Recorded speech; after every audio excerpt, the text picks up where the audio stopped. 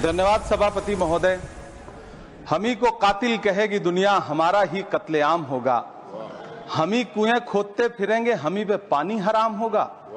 सभापति महोदय, सन 1947 में दिल्ली की जामा मस्जिद की तारीखी सीढ़ियों पर खड़े होकर के भारत रत्न मौलाना अबुल कलाम आजाद साहब ने कहा था कि मुसलमानों कहां जा रहे हो, यह है तुम्हारा मुल्क, यहां तुम्हारे आबाओ अजदाद की कब्रें हैं।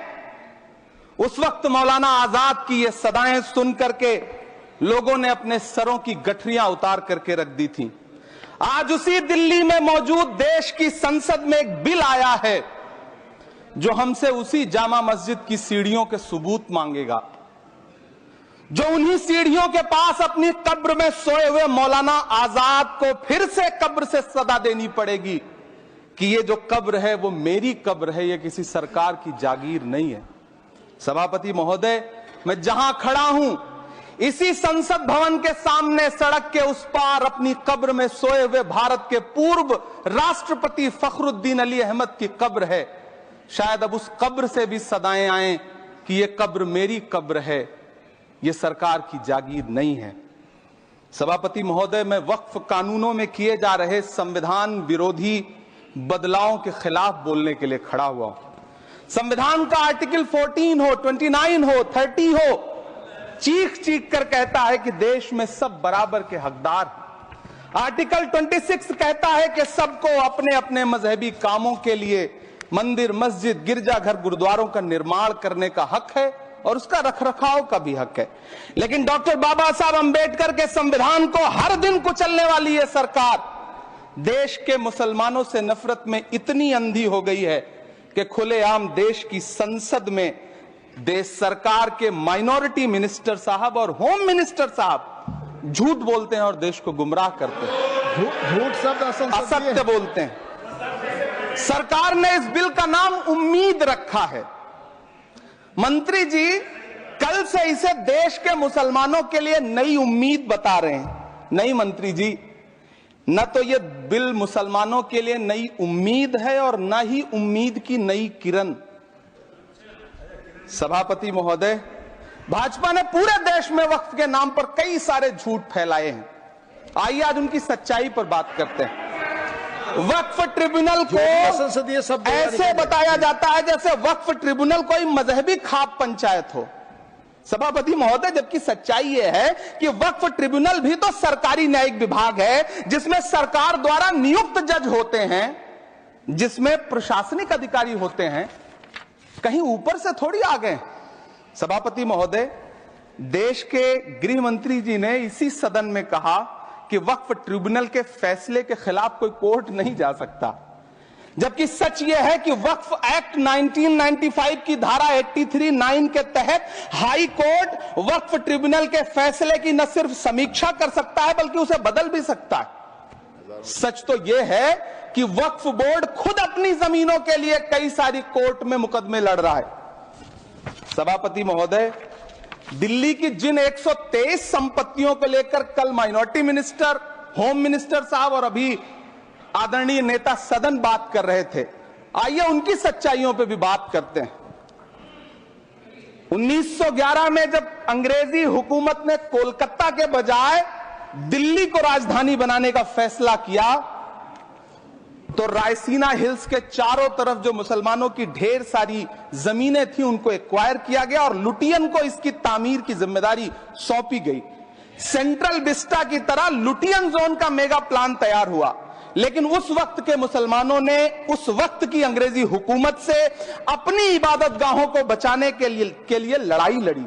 मामला ब्रिटिश गवर्नमेंट तक पहुंचा। तब यह तय हुआ कि वो जो धार्मिक स्थल हैं उन्हें जस का तस रहने दिया जाएगा। इंडिया गेट के बगल वाली मस्जिद हो, जाप्तागंज, सुनहरी बाग मस्जिद हो, पार्लियामेंट रोड वाली मस्जिद हो, ऐसी 123 संपत्तियों के मैनेजमेंट के लिए 1913 में मुसलमान वक्फ वैलिडेशन एक्ट बना और उसके बाद एक नया शहर बसाया गया जिसे लुटियंस जोन का नाम दिया गया।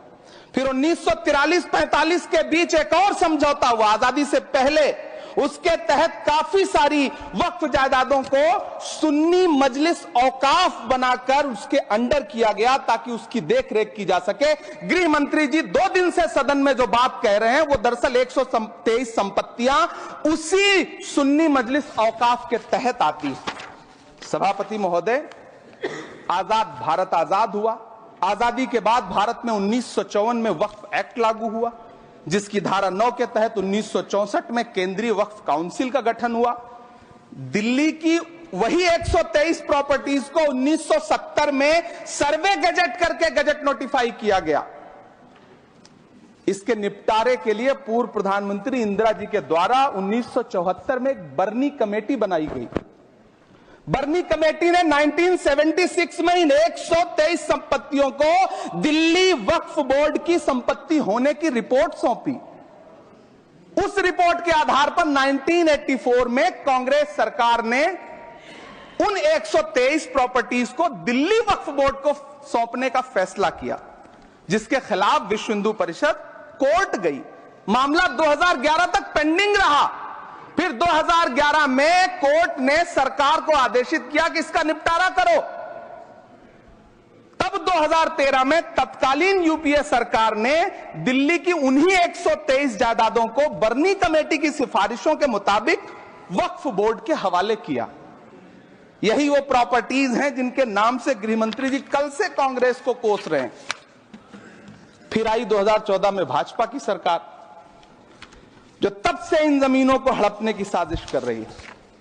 जिस बिल को मुसलमानों के हुकूक की हिफाजत करने वाला बिल बताया जा रहा है, उसी को पेश करने के लिए और उस पर बात करने के लिए लोकसभा में भाजपा सरकार के पास एक भी मुस्लिम सांसद नहीं है। जिस वक्त मैं लोकसभा कह रहा हूं, सुना करिए, जिस वक्फ बिल को मुस्लिम महिलाओं को हक दिलाने वाला बताया जा रहा है, उसे संसद में पेश करने वाली पार्टी के पास न तो राज्यसभा में, न लोकसभा में, न देश की किसी विधानसभा में एक भी मुस्लिम महिला सदस्य नहीं। कल किरण रिजिजू जी कह रहे थे कि रेलवे की जमीनें देश की जमीनें हैं, डिफेंस की जमीनें देश की जमीनें हैं। हां मंत्री जी हैं, बिल्कुल हैं। ये जो वक्फ की जमीनें हैं, ये हमारे पुरखों ने धार्मिक कामों के लिए डोनेट किया है। तो हम भी तो इसी देश के नागरिक हैं, हम भी तो इसी देश के बेटे हैं। तो वक्फ की जमीनें भी तो इसी देश की जमीनें हैं, उनको पराया क्यों बोलते हैं आप? सभापति महोदय, अशफाकुल्लाह खान जब फैजाबाद की जेल में फांसी के फंदे पर झूल रहे थे तो इसी देश की जमीन के लिए झूल रहे थे ना। सभापति महोदय, अंडमान की जेल में काला पानी की सजा काटकर अपनी जान देने वाले मौलाना फजले हक खैराबादी हो या शेर खान अफरीदी हो, वो भी तो इसी जमीन के लिए अपनी जान दे रहे थे ना। सभापति महोदय, पाकिस्तान के खिलाफ लड़ते हुए अपनी जान देने वाले महावीर चक्र विजेता ब्रिगेडियर उस्मान हो या पाकिस्तान के पैटर्न टैंक उड़ाने वाला परमवीर चक्र विजेता वीर अब्दुल हमीद हो, वो भी तो इसी जमीन के लिए अपनी जान दे रहा था ना। और मंत्री जी, मैं इस सदन में अलल ऐलान ये कहता हूं कि जब भी इस देश की जमीन को लहू की जरूरत होगी, आपसे 2 कदम आगे इमरान खड़ा मिलेगा, ये मैं आपसे यकीन दिलाते हुए कह रहा हूं। सभापति महोदय, मैं सरकार से कहना चाहता हूं, हमसे हमारी इबादत गाहें तो मत छीनिए ना, हमारे घरों पे बुलडोजर तो मत चलाइए ना, हमारी कब्रों में तो हमें सुकून से सोने दीजिए ना। सभापति महोदय, माइनॉरिटी मिनिस्ट्री का बजट कट करके, मुस्लिम बच्चों की स्कॉलरशिप बंद करके अब सरकार कह रही है कि हम वक्फ की आमदनी से गरीब मुसलमानों का भला करेंगे।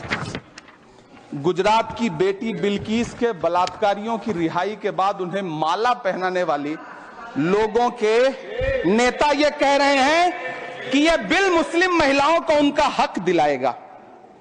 धन्यवाद मोदी जी, क्या बढ़िया सौगातें मोदी दे रहे हैं आप। पहले हमें गुजराते मोदी दिया, आप सौगातें मोदी दे रहे हैं। लेकिन यह सरकार इतना याद रखे कि इसी ठसक के साथ देश की संसद में सीए का कानून भी लाया गया था और कहा गया था बड़े बड़े भाषण देकर के कि पड़ोसी देशों से हिंदू भाइयों को ला करके यहां नागरिकता दी जाएगी। लेकिन मैं आपके संज्ञान में लाता हूं सर कि पिछले इतने दिनों में इनसे नागरिकता लेने के लिए 2000 व्यक्ति भी नहीं आए, जबकि इसके उलट इन्हीं की सरकार में पिछले 10 साल में 15 लाख से ज्यादा भारतीयों ने भारत की नागरिकता छोड़ करके दूसरे देश में जाकर के बस गए। यह हुआ उस कानून का अंजाम। सभापति महोदय, इसी तरह की जिद के साथ किसानों के खिलाफ भी कानून लाए गए थे। जिस तरह आज वक्फ के फायदे गिनाए जा रहे हैं, उसी तरह से किसानों को भी कृषि कानूनों के फायदे गिनाए गए थे। लेकिन अंजाम क्या हुआ? 700 किसानों की शहादत लेने के बाद सरकार को अन्नदाता किसानों के सामने घुटने टेकने पड़े और कृषि कानून वापस लेने पड़े। जिल्ले इलाही, जमहूरियत जो है वो नफरत और ठसक से नहीं चलती है, अकड़ से नहीं चलती है। उसमें सबकी हिस्सेदारी जरूरी है। कल देश के माइनॉरिटी मिनिस्टर ने लोकसभा में खड़े होकर एक शेर सुनाया था कि मुझसे कोई बदगुमान न हो, तो मैं उन्हें एक शेर सुनाना चाहता हूं कि मैं आज जद पे हूं तो इतना खुशगुमान न हो, मैं आज जद पे हूं तो इतना खुशगुमान न हो, चराग सबके बुझेंगे हवा किसी की नहीं। नीतीश कुमार जी हो, चंद्रबाबू नायडू जी हो, चिराग पासवान जी हो, जयंत चौधरी जी हो, देवे गौड़ा जी हो, जीतन राम मांझी जी हो, सबको समझना पड़ेगा कि जब जंगल में आग लगती है तो न वो बरगद बचते हैं जो हवा को आंधी में तब्दील करते हैं, न वो बांस बचते हैं जो आपसी रगड़ से चिंगारी पैदा करते हैं। सभापति महोदय, जब देश को मनमोहन सिंह साहब जैसा काबिल प्रधानमंत्री मिलता है तो देश को आरटीआई जैसा एक्ट मिलता है, सेज जैसा एक्ट मिलता है, मनरेगा जैसा एक्ट मिलता है, लिबरलाइजेशन मिलता है, राइट टू एजुकेशन मिलता है, नेशनल फूड सिक्योरिटी एक्ट मिलता है।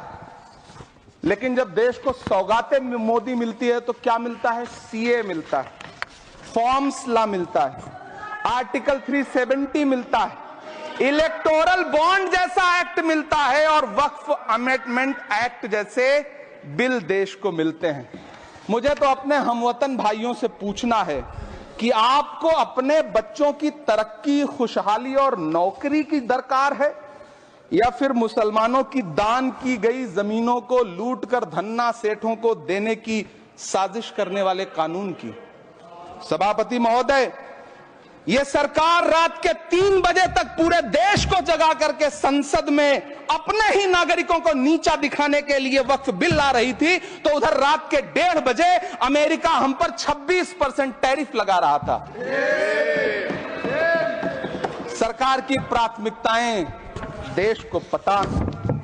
सभापति महोदय, मैं बहुत भावुक हूं आज, और मुझे अच्छा लगा कि आदरणीय नेता सदन जगत प्रकाश नड्डा जी ने बहुत अच्छी बातें भी की, मन से बातें की। क्योंकि उनके नाम में प्रकाश जुड़ा है तो मैं उनमें हमेशा एक रोशनी की किरण देखता हूं। मैं उनके सामने बहुत अदब से यह बात कहना चाहता हूं कि चिरागों के सफर में दबदबा हो आंधियों का तो फिर अंजाम जुल्मत के सिवा कुछ भी नहीं होगा। यह दुनिया नफरतों के आखिरी स्टेज पर है, इलाज इसका मोहब्बत के सिवा कुछ भी नहीं होगा। मैं भावुक हूं, मेरी पलकें गीली हैं। अगर देश की एक बहुत बड़ी आबादी को लगता है कि आप उसका भला करने के लिए नहीं बल्कि उनकी इबादतगाहों, उनकी कब्रिस्तानों, उनकी खानकाहों को बर्बाद करने का बिल ला रहे हैं, तो फिर आप अगर समझाने में नाकामयाब रहे हैं तो यह आपकी नाकामयाबी है। पहले समझाइए, उसके बाद कोई बिल लेकर के आइए, तब शायद हम आपका इतनी पुरजोर तरीके से विरोध ना करें। लेकिन सभापति महोदय, मैं अंत में सिर्फ इतना कहना चाहता हूं कि इस बिल में जो भी पॉइंट्स दिए गए हैं, बॉम्सी पोर्टल देख लीजिए, सरकार का झूठ आपको पकड़ में आ जाएगा। हम डरे नहीं हैं, हम सिर्फ सरकार से अपील कर रहे हैं कि हमें अपना समझिए।